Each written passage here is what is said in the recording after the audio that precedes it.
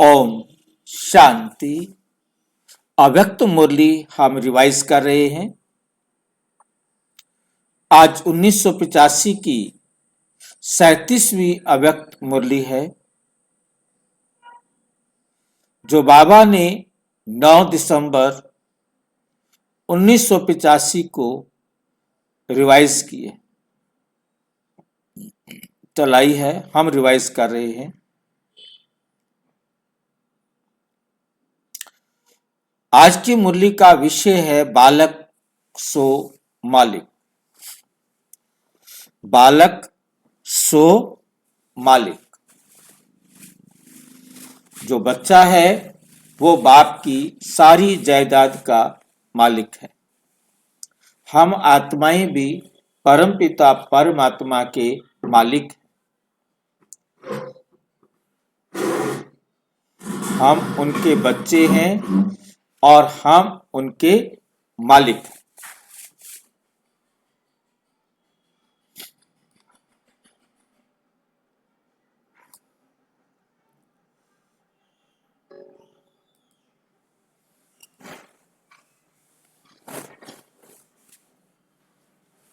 आज बाप दादा अपनी शक्ति सेना को देख रहे हैं। अपनी शक्ति सेना को देख रहे हैं कि ये रूहानी शक्ति सेना मन जीत, जगत जीत हैं। मन जीत अर्थात मन के व्यर्थ संकल्प विकल्प जीत है। ऐसे जीते हुए बच्चे विश्व के राज्य अधिकारी बनते हैं। इसलिए मन जीते जगत जीत गाया हुआ है। मन जीते जगत जीत गाया हुआ है। जितना इस समय संकल्प शक्ति अर्थात मन को स्वयं के अधिकार में रखते हो, उतना ही विश्व के राज्य के अधिकारी बनते हो। अभी इस समय ईश्वरीय बालक हो और अभी के बालक ही विश्व के मालिक बनेंगे। विश्व के मालिक बनेंगे। बिना बालक बनने के मालिक नहीं बन सकते। बिना बालक बनने के मालिक नहीं बन सकते। जो भी हद के मालिकपन के जो भी हद के मालिकपन के हद का नशा है, उसे समाप्त कर हद के मालिकपन से बालकपन में आना है। तब ही बालक सो मालिक बनेंगे। इसलिए भक्ति मार्ग में कोई कितना भी देश का बड़ा मालिक हो, इसलिए भक्ति मार्ग में कोई कितना भी देश का बड़ा मालिक हो, धन का मालिक हो, परिवार का मालिक हो, लेकिन बाप के आगे सब बालक तेरे हैं। लेकिन बाप के आगे सब बालक तेरे कहकर ही प्रार्थना करते।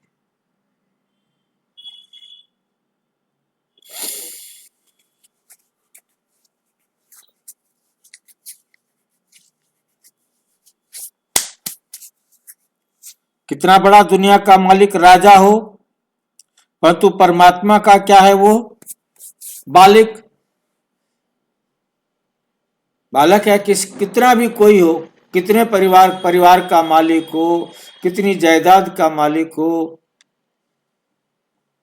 परंतु वे बाप के आगे बालक है। वो बालक अपने आप को प्रार्थना करता है, परमात्मा को पिता ही स्वीकार करता है।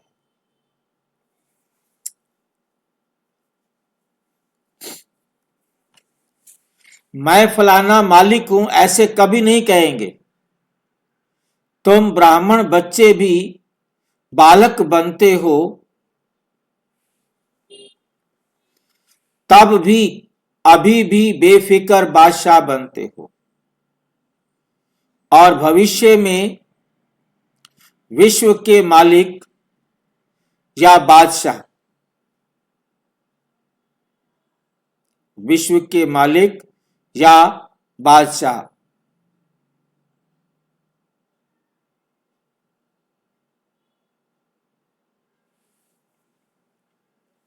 बनते हो।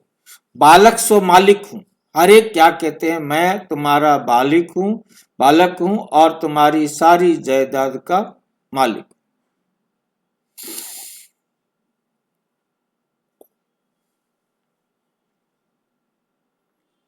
ये स्मृति सदा निरहंकारी निराकारी स्थिति का अनुभव कराती है। बालक बनना और हद के जीवन का परिवर्तन होना। बालक बनना क्या है, हद के जीवन का परिवर्तन होना। जब ब्राह्मण बने तो ब्राह्मणपन की जीवन का पहला सहज ते सहज पाठ कौन सा पढ़ा? बच्चों ने कहा बाबा, और बाप ने कहा बच्चा, अर्थात बालक। इस एक शब्द का पाठ नॉलेजफुल बना देता है। बालक या बच्चा, बालक या बच्चा, ये एक शब्द पढ़ लिया तो सारे इस विश्व की तो क्या, लेकिन तीनों लोकों की नॉलेज पढ़ लिया। आज की दुनिया में कितने भी बड़े नॉलेजफुल हों, लेकिन तीनों लोकों की नॉलेज नहीं जान सकते। तीनों लोकों की नॉलेज नहीं जान सकते। इस बात में आप एक शब्द पढ़े हुए के आगे कितनी बड़ी नॉलेजफुल भी अनजान है। ऐसे मास्टर नॉलेजफुल कितना सहज बने हो, कितना सहज बने हो।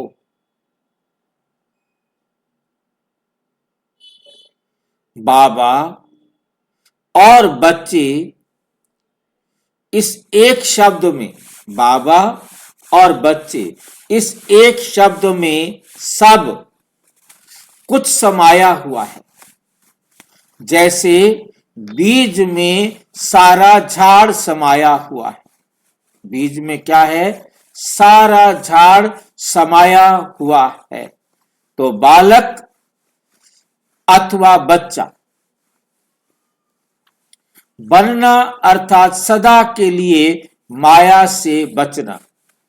माया से बचे रहो, अर्थात हम बच्चे हैं, सदा इस स्मृति में रहो, सदा यही स्मृति रखो, बच्चा बना अर्थात बच गया। बच्चा बना अर्थात बच गया। पाठ मुश्किल है क्या? ये पाठ मुश्किल है क्या? सहज है ना? फिर भूलते क्यों हो? कई बच्चे ऐसे सोचते हैं कि भूलने चाहते नहीं है, लेकिन भूल जाता है। क्यों भूल जाता? तो कहते बहुत समय के संस्कार हैं, वह पुराने संस्कार हैं, लेकिन जब मर जीवा बने तो मरने के समय क्या करते हैं? अग्नि संस्कार करते हो ना? तो पुराने का संस्कार किया, तब नया जन्म लिया। जब संस्कार कर लिया, फिर पुराने संस्कार कहां से आए? जैसे शरीर का संस्कार करते हो तो नाम रूप समाप्त हो जाता है। अगर नाम भी लेंगे तो कहेंगे फलाना था, है नहीं। कहेंगे तो शरीर का संस्कार होने के बाद शरीर समाप्त हो गया। फलाना था, है नहीं कहेंगे तो शरीर क्या हो गया? समाप्त होने के बाद शरीर समाप्त हो गया। ब्राह्मण जीवन में किसका संस्कार करते हो? ब्राह्मण जीवन में किसका संस्कार करते हो? शरीर तो वे है, लेकिन पुराने संस्कारों, पुरानी स्मृतियों का, स्वभाव का संस्कार करते हो, तब मर जीवा कहलाता है। तब मर जीवा कहलाते हो। जब संस्कार कर लिया तो पुराने संस्कार कहां से आए? अगर संस्कार किया हुआ मनुष्य फिर से आपके सामने आ जाए तो उसको क्या कहेंगे? भूत कहेंगे ना। तो ये भी पुराने संस्कार, किए हुए संस्कार अगर जागृत हो जाते तो क्या कहेंगे? ये भी माया के भूत कहेंगे ना। भूतों को भगाया जाता है ना, वर्णन भी नहीं किया जाता है। ये पुराने संस्कार कह करके अपने को धोखा देते हैं। अगर आपको पुरानी बातें अच्छी लगती हैं तो वास्तविक पुराने आदि काल के संस्कारों को याद करो। ये तो मध्य काल के संस्कार थे, ये पुराने नहीं है। मध्य को बीच कहते हैं, मध्य को बीच कहते हैं। तो मध्य काल अर्थात बीच को याद करना, अर्थात बीच भंवर में परेशान होना है। बीच भंवर में परेशान होना है। इसलिए कभी भी ऐसी कमजोरी की बातें नहीं सोचो। सदा यही दो शब्द याद रखो, बालक सो मालिक। बालक सो मालिक। बालकपन ही मालिकपन स्वतः ही स्मृति में लाता है। मालिकपन स्वतः ही स्मृति में लाता है।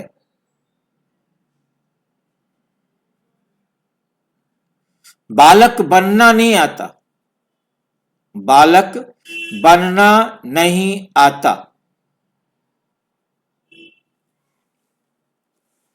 बालक बनो अर्थात सभी बोझ से हल्के बनो।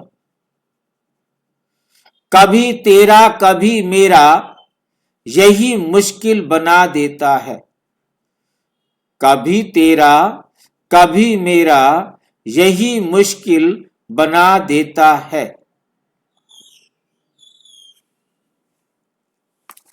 जब कोई मुश्किल अनुभव करते हो तब तो कहते हो तेरा काम तुम जानो, और जब सहज होता है तो मेरा कहते हो। मेरापन समाप्त होना अर्थात बालक सो मालिक, बालक सो मालिक बनना। बाप तो कहते हैं बैगर बनो, ये शरीर रूपी घर भी तेरा नहीं, ये शरीर रूपी घर भी तेरा नहीं, ये लोन मिला हुआ है। सिर्फ ईश्वरीय सेवा के लिए बाबा ने लोन दे करके ट्रस्टी बनाया है। ये ईश्वरीय अमानत है, ये ईश्वरीय अमानत है। आपने तो सब कुछ तेरा कह करके बाप को दे दिया। आपने तो सब कुछ तेरा कह करके बाप को दे दिया। ये वायदा किया ना, वह भूल गए हो। ये वायदा किया ना, वह भूल गए हो। वायदा किया है या आधा तेरा आधा मेरा। अगर तेरा कहा हुआ मेरा समझ कार्य में लगाते हो तो क्या होगा? कहते तो हो बाबा आपका है, परंतु फिर अपना समझ करके पूछते भी नहीं कि मैं खर्च कर रहा हूं या अपने काम में लगा रहा हूं, तो क्या होगा? उससे सुख मिलेगा, सफलता मिलेगी। इसलिए अमानत समझ, तेरा समझ चलते तो बालक सो मालिकपन की खुशी में, नशे में स्वतः ही रहेंगे। समझा? तो ये पाठ सदा पक्का रखो, ये पाठ सदा पक्का रखो। पाठ पक्का किया ना, या अपने अपने स्थानों पर जाकर फिर भूल जाएंगे। अभूल बनो, भूलो नहीं कभी।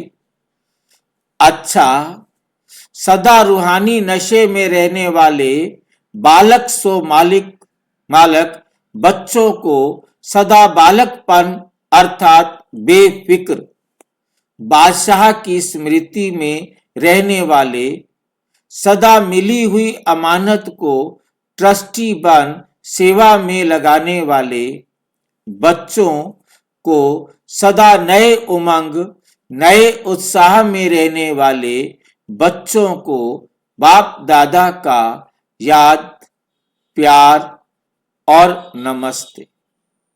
हम बच्चों की भी बाप दादा को नमस्ते, नमस्ते, नमस्ते। पार्टियों से अव्यक्त बाप दादा की मुलाकात, पार्टियों से अव्यक्त बाप दादा की मुलाकात। कुमारियों से ये लश्कर क्या करेगा? लश्कर व सेना सदा विजय प्राप्त करती है। सेना विजय के लिए होती है। दुश्मन से लड़ने के लिए सेना रखते हैं तो माया दुश्मन पर विजय पाना यही आप सबका कर्तव्य है।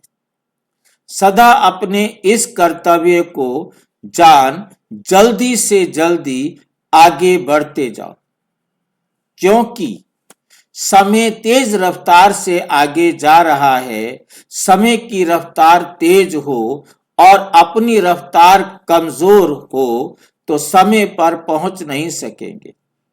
इसलिए रफ्तार को तेज करो। जो ढीले होते हैं वे स्वयं ही शिकार हो जाते हैं। शक्तिशाली सदा विजयी होते हैं।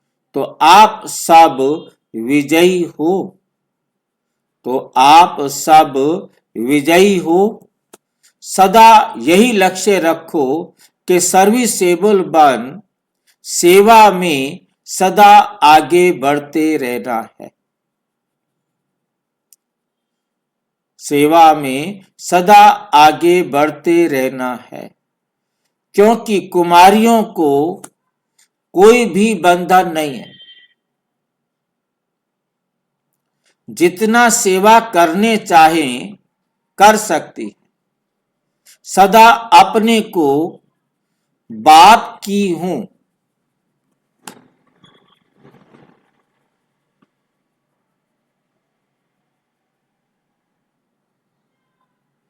और बाप के लिए हूं ऐसा समझकर आगे बढ़ते चलो। जो सेवा में निमित्त बनते हैं उन्हें खुशी और शक्ति की प्राप्ति स्वतः होती है। स्वतः होती है। सेवा का भाग्य कोटों में कोई को ही मिलता है। सेवा का भाग्य कोटों में कोई को ही मिलता है। कुमारियां सदा पूज्य आत्माएं हैं। अपने पूज्य स्वरूप को स्मृति में रखते हुए हर कर्म करो। स्मृति में रखते हुए हर कर्म करो और हर कर्म के पहले चेक करो कि ये कार्य पूज्य आत्मा के प्रमाण है। अगर नहीं है तो परिवर्तन कर लो। पूज्य आत्माएं कभी साधारण नहीं होती। पूज्य आत्माएं कभी साधारण नहीं होती, महान होती हैं। 100 ब्राह्मणों से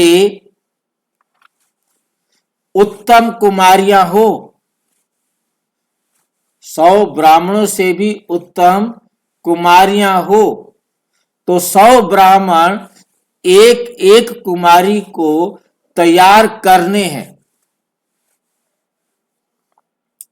एक एक कुमारी को क्या जिम्मेवारी दी है कि 100 ब्राह्मणों को तैयार करना है, उनकी सेवा करनी है। कुमारियों ने क्या कमाल का प्लान सोचा है?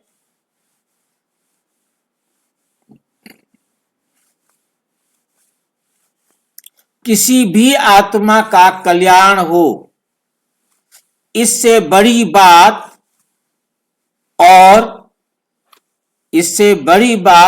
और क्या है? अपनी मौज में रहने वाली हो ना जी। कभी ज्ञान की मौज में। भाई जी। हाँ जी। 100 ब्राह्मणों को क्या करना है भाई जी? एक कुमारियां बैठी हैं बाबा के सामने। बाबा कुमारियों को कह रहे हैं तुम एक एक कुमारी 100 ब्राह्मणों के बराबर हो। तुम्हें 100 ब्राह्मणों को, हर एक कुमारी ने कम से कम 100 ब्राह्मण बनाने हैं।